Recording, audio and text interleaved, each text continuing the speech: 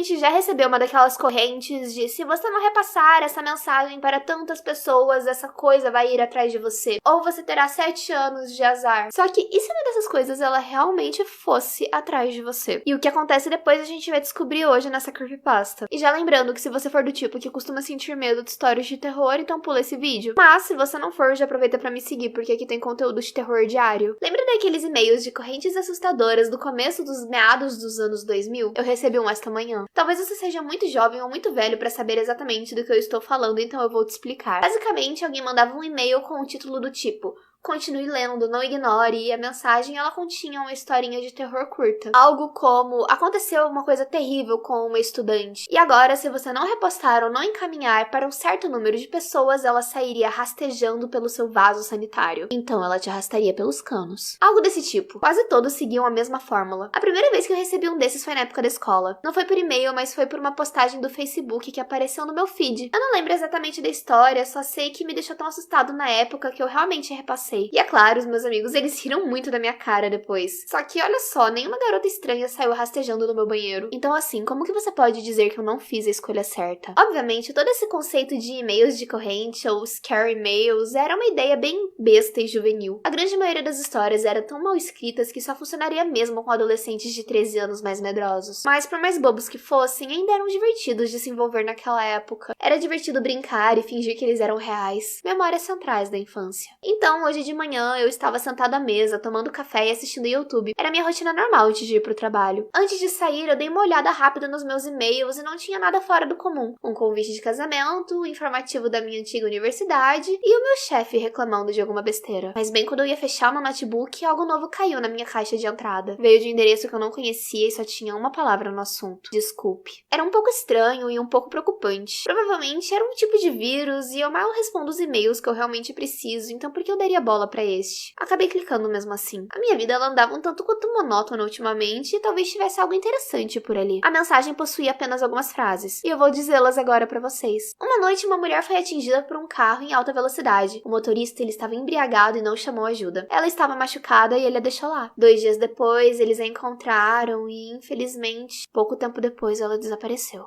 Exatamente. Quando foram retirá-la 2 semanas depois, ela havia sumido. O local que a deixaram agora estava vazio, cheio apenas de um cheiro de esgoto fedorento. Se você não encaminhar isso para 5 pessoas até a meia-noite, ela vai estar no seu quarto essa noite. Ela quer vingança. Isso não é uma piada e você sabe o que você fez. Acho que eu cheguei a rir alto depois que eu li isso. Eu nem lembrava da última vez que eu tinha visto um desses. Foi como uma viagem no tempo. Era um pouco mais intenso dos que eu me lembrava na época de criança, mas eu suponho que essas coisas elas tendem a evoluir com o tempo. Ainda assim, eu fiquei incomodado porque eles mandaram pro meu e-mail de trabalho. Mas trabalhando em uma empresa grande, não devia ser difícil alguém me encontrar. O e-mail ele também tinha um anexo, um único arquivo em PNG chamado Her. Eu imaginei que fosse uma imagem gerada por IA de uma mulher demoníaca, só uma tentativa barata de assustar e prolongar a piada. Então eu resolvi abrir. Como eu disse, eu precisava de diversão. Só que não tinha nada, só uma imagem preta, decepcionante. Eu não pensei muito nisso pelo resto do dia. O trabalho ele foi estressante e depois eu ainda precisei me arrastar para uma aula de boxe. Quando eu cheguei em casa, eu só queria jantar e dormir. Depois de comer, eu fiquei no sofá tomando um refri, conversando com uma garota, Elisa, que eu conheci num desses aplicativos de namoro. Eu estava sem assunto, então eu mencionei o e-mail. Ela tinha mais ou menos a mesma idade que eu, então eu achei que ia ser bem engraçado. E ela também achou. Ela me deu o próprio e-mail e pediu para que eu encaminhasse para ela. Disse que estava curiosa, então eu mandei. Depois eu fui tomar banho e quando eu voltei, ela já tinha respondido: cara, isso é assustador. Eu respondi algo como: eu sei, né? Eu tô cheio de medo só de pensar. Mas ela disse que não tava brincando e que não tava falando da história. Olha a imagem de novo. Aumenta todo o brilho e vê com atenção. Não era exatamente o que eu queria ouvir antes de dormir, mas eu fiz. Reabri o e-mail, baixei o arquivo de novo, apaguei as luzes e coloquei o brilho do celular no máximo. Olhei fixamente pra tela. Precisei forçar os olhos, mas então eu consegui ver. Elisa tinha razão. Era absolutamente aterrorizante. Ainda não dava pra ver muito, mas dava pra ver o suficiente. Um par de dentes flutuando. Ele refletia levemente a pouca luz. O formato em meia-lua sugeria um sorriso. 2 olhos pairavam acima, escancarados de uma forma muito estranha, como se estivessem sendo forçados a ficar abertos por mãos invisíveis. Eu acendi as luzes na mesma hora. Sabe aquela sensação de quando você enfia a mão no bolso e percebe que seu celular ou a carteira não está lá, eu senti algo bem parecido, só que com uma camada extra de pavor. Não fazia sentido. Era só uma piada ou uma tentativa genuína de assustar? O texto era mal escrito demais para ser sério, mas se fosse só uma piada, por que a imagem parecia ter a coisa mais perturbadora que eu já vi? Elisa mandou outra mensagem, dizendo que tinha usado um editor de fotos para aumentar a exposição ao máximo. Fiquei encarando o e-mail dela na caixa de entrada antes de abrir, e foi nesse ponto que qualquer humor ou nostalgia evaporou completamente de mim. A imagem ainda estava muito escura, mas agora dava pra ver mais detalhes. Era o rosto de uma mulher. Bem, mais ou menos. Mas parecia algo tentando imitar uma mulher. Um rosto perturbador. A minha mente, ela tentou me convencer de que era um manequim por causa da pele branca como papel, mas quanto mais eu olhava, menos isso fazia sentido. Eu nunca vi um manequim com uma expressão desse jeito, algo tão cheio de ódio, tão maligno. Não parecia possível para uma pessoa ou para uma máquina reproduzir isso. Ela sorria, mas com a mandíbula cerrada, os dentes pressionando com força, as narinas dilatadas, abertas como canos, e os olhos arregalados, forçados de um jeito doloroso, mas as sobrancelhas franzidas como se tivessem semicerrados, contrações no rosto. Eu não sei como explicar melhor. Tentei fazer uma busca reversa da imagem, mas não apareceu nada, e eu sei que isso não prova nada, mas eu tinha esperança de que pelo menos algum fórum obscuro de arte surgisse. A foto era tão estranha e assustadora que poder ligá-la a alguma coisa talvez aliviasse a minha mente. Quem tivesse inventado aquilo era muito bom. Bom o bastante para fazer com que eu me assustasse de um jeito que eu não gostei. Eu estava na cozinha pensando nisso tudo quando alguém bateu na porta. Eu olhei no relógio, 10 minutos depois da meia-noite. Estranho. Olhei pelo olho mágico e era uma policial parada ali. Mais estranho ainda. Eu abri a porta e ela imediatamente pediu pra eu sair. Sem explicações, apenas um olhar sério, como se achasse que eu estava escondendo algo. Perguntei do que se tratava. Sai agora, ela disse, quase sussurrando. Apenas faça. Talvez eu tivesse feito alguma besteira sem me lembrar. Seja como for, eu obedeci. Assim que saímos, ela fechou a porta atrás de mim e pediu que eu a seguisse. Fiz isso. A primeira pergunta que me fez, já no estacionamento, foi se eu morava sozinho. Eu respondi que sim. Ela respirou fundo, ela se apresentou como oficial Viana e explicou que tinha sido chamada por uma ocorrência de barulho. Eu sabia de quem ela falava. Sam, 3 portas adiante. Era um filho de gente rica, universitário e chato pra caramba. Não fui eu quem denunciou. Depois de avisá-lo para desligar a música, ela estava saindo quando olhou pela janela do meu quarto. Eu moro no térreo, perto da entrada, e se você tiver altura mediana, consegue ver pra dentro. Ela disse que eu tinha deixado a janela e a persiana abertas e que o poste da luz era o suficiente para iluminar lá dentro. E que ela viu uma silhueta de uma figura parada perto da porta, completamente imóvel. Era como se ela estivesse esperando alguém entrar. Disse que não parecia boneco nem manequim, que passou a sensação de ser algo perigoso. O tempo todo ela falava com a mão próxima àquilo que a defendia. Ela alternava o olhar entre mim e a janela. Eu realmente tinha deixado a janela aberta, má mania, mas pra alguém entrar, teria que meio que rasgar a tela. Eu teria ouvido. A música de Sam não abafaria isso, sem chance. Foi aí que eu me lembrei que eu tinha ido ao quarto tomar banho cerca de meia hora antes dela chegar. Eu não tinha visto nada, mas e se eu simplesmente não tivesse reparado? Eu não queria acreditar no que ela dizia, porque se fosse verdade, então o que diabos eu estava enfrentando? De onde estávamos já não dava pra ver nada. Então eu comecei a caminhar na direção do prédio, mas Viana me parou. Você provavelmente não quer ver, ela disse. É para o seu próprio bem. Eu não recomendo. O tom dela era sincero bastante pra me convencer. Eu perguntei o que eu deveria fazer e ela disse para apenas esperar. Ela já havia chamado reforços. Quando eles chegassem, estariam no meu apartamento para investigar. Não parecia haver outra opção, então eu concordei. Naquele momento eu ainda me agarrava ao ceticismo. Era mais como um mecanismo de defesa do que qualquer outra coisa. O reforço chegou já faz uns 20 minutos e eles ainda estão dentro do meu apartamento. Estava frio, então agora eu estou esperando no saguão. E caso você esteja se perguntando, não, eu ainda não contei nada sobre o e-mail. Eu simplesmente não consigo, não pode estar relacionado. Mas agora eu já não sei, eu realmente não sei. Eu não faço ideia do que esperar aqui pra frente. Se acontecer mais alguma coisa, eu volto pra atualizar. Você provavelmente já recebeu uma daquelas correntes de se você não repassar essa mensagem para tantas pessoas, essa coisa vai ir atrás de você. Ou você terá 7 anos de azar. Só que e se uma dessas coisas ela realmente fosse atrás de você? E o que acontece depois a gente vai descobrir hoje nessa creepypasta. E já lembrando que se você for do tipo que costuma sentir medo de histórias de terror, então pula esse vídeo. Mas se você não for, já aproveita pra me seguir, porque aqui tem conteúdo de terror diário. Lembra daqueles e-mails de correntes? Imagina tá passeando pela rua da sua casa quando uma senhora pergunta a respeito do seu filho, só que na verdade você não tem nenhum filho, mas ela jura que sim. E mais do que isso, esse filho que você na verdade não tem, aparece na sua casa logo depois como se nada tivesse acontecido. Tudo na sua casa muda, como se você já tivesse esse filho há 9 anos. E até mesmo a sua mãe se lembra dele. Só que tem um porém. Você não tem filho. E você nunca foi casado com a sua ex-mulher. E já lembrando que se você for do tipo que costuma sentir medo de histórias de terror, então pula esse vídeo. Mas se você não for, já aproveita pra me seguir, porque aqui tem conteúdo de terror diário. Os meus vizinhos dizem que conhecem conhecem o meu filho há anos. Eu nunca tive filhos. Quantos anos ele deve ter agora? 8, 9? Perguntou a minha vizinha. Eu fiquei olhando pra ela sem entender exatamente o que ela estava querendo dizer e ela pareceu perceber a confusão no meu rosto. O seu garotinho, eu vi ele andando de bicicleta mais cedo. A senhora Babbage, ela já era um pouco idosa, mas eu nunca havia notado sinais de demência até agora. Eu não fazia ideia do que responder, ela me encarava com a cabeça inclinada, como se eu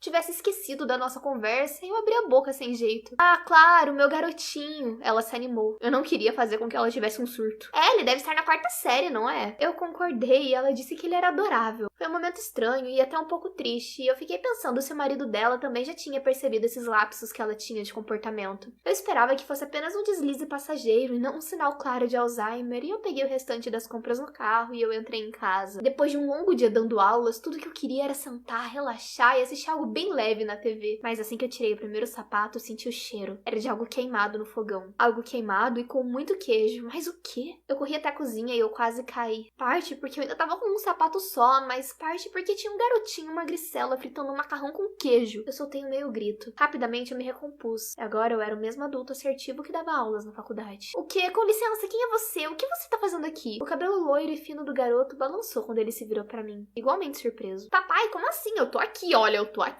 Era uma criança assustada e confusa e havia algo de estranho no sotaque dele. Quer um pouco de macarrão, papai? Come, vai. Aquilo era um sotaque russo. Eu demorei um segundo pra perceber que ele usava uma camiseta larga igual às minhas. Ele tava usando as minhas roupas? Eu levantei as minhas mãos, como eu costumo fazer em aula, aquele meu gesto padrão de, todo mundo se acalma, e aí eu pigarriei. Me desculpe, eu não sei nem quem é você, eu não sei o que tá fazendo aqui, eu não sei o que tá acontecendo. Os olhos do garoto se arregalaram, assustados com o meu tom. Ele mexeu a comida com uma colher de pau. É macarrão, papai, o seu favorito, com chili e queijo, não se lembra? O nome dele era Dimitri e ele dizia ser o meu filho. Aparentemente, em algum momento existia uma mãe, mas ele não se lembrava muito dela, só se lembrava de mim. Você sempre foi meu papai, a minha vida toda, papai, toda a minha vida. E eu tentei conversar com ele por várias vezes. Conversas sérias, eu tentei explicar que aquilo era impossível, só que todos terminavam com ele me abraçando, chorando e implorando para que eu me lembrasse dele. A confusão só piorou quando a minha mãe me ligou. Como está o meu netinho? Ela perguntou. E eu congelei. A conversa ela foi ficando estranha e tensa até que eu resolvi esclarecer tudo. Mãe, do que você tá falando? Eu não tenho filho, eu nunca tive. A minha mãe, ela deu um pequeno suspiro e depois riu e me repreendeu, dizendo que eu não deveria brincar com esse tipo de coisa. Porque, é claro, eu sempre tive um filho. Um garotinho esperto, e ele vai fazer 9 anos este final de semana, e eu desliguei na cara dela mesmo. Eu fiquei paralisada na cozinha, olhando para aquela criança pálida e ansiosa de sotaque eslavo. Nos 10 minutos seguintes, tudo que eu consegui fazer foi perguntar onde estavam os pais dele, e ele apenas se encolhia.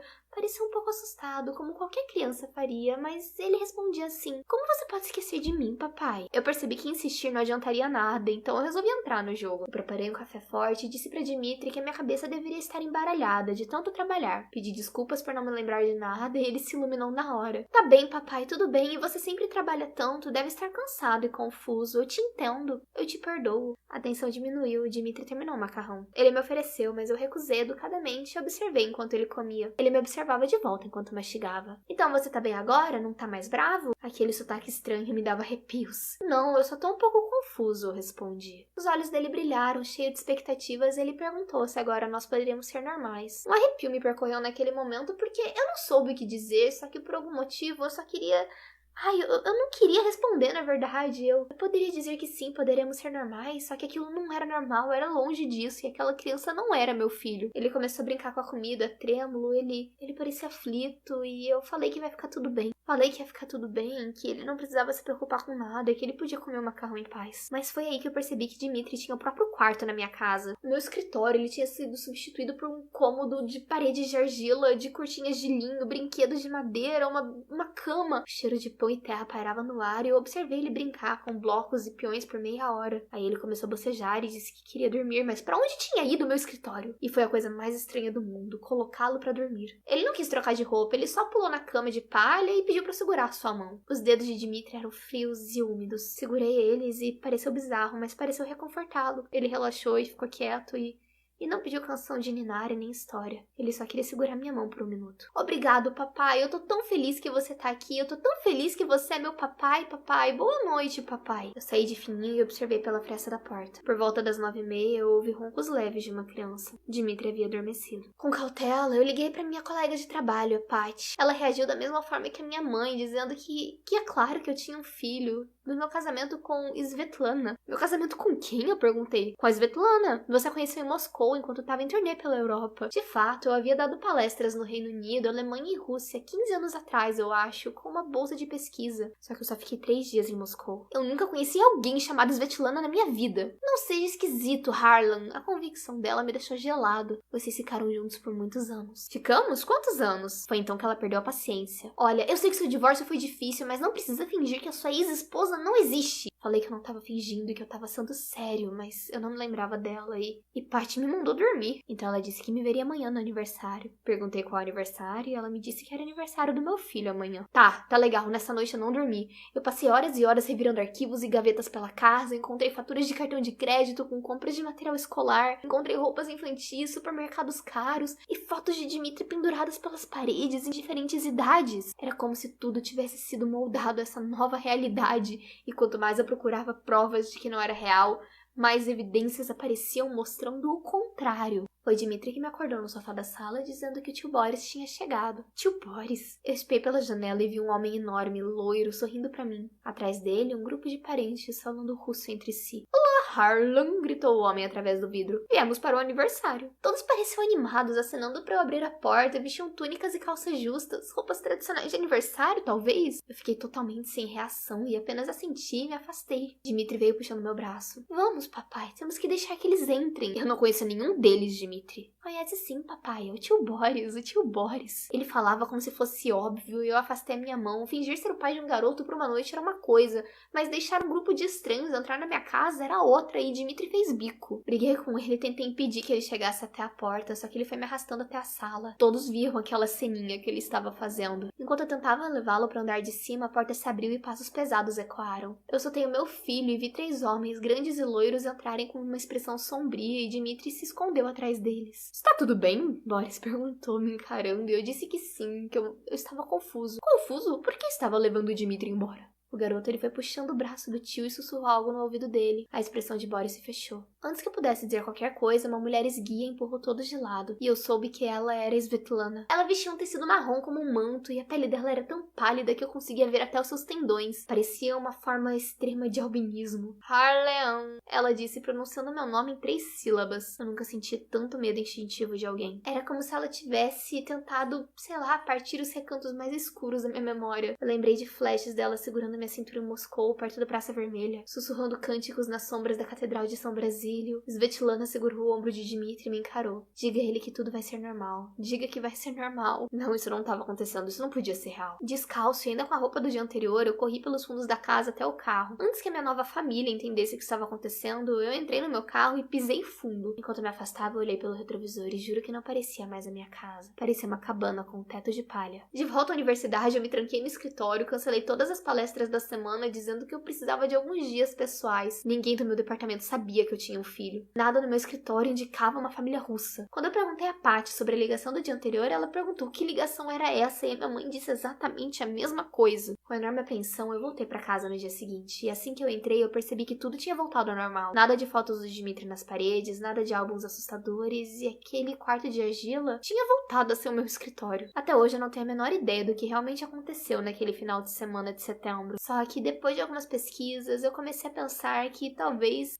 eu realmente tenha encontrado algo em Moscou alguns anos atrás. Uma maldição antiga, um espírito perdido, ou uma Chernaya Verdana. É uma espécie de bruxa disfarçada de mulher comum. Embora nada de maligno tenha voltado a acontecer desde então, de vez em quando eu ainda converso com a senhora Babbage, e ela parece se lembrar do meu filho muito bem. Que garotinho adorável, vive acenando pra mim. Você sabia que ele me ofereceu comida uma vez? Acho que era macarrão com queijo.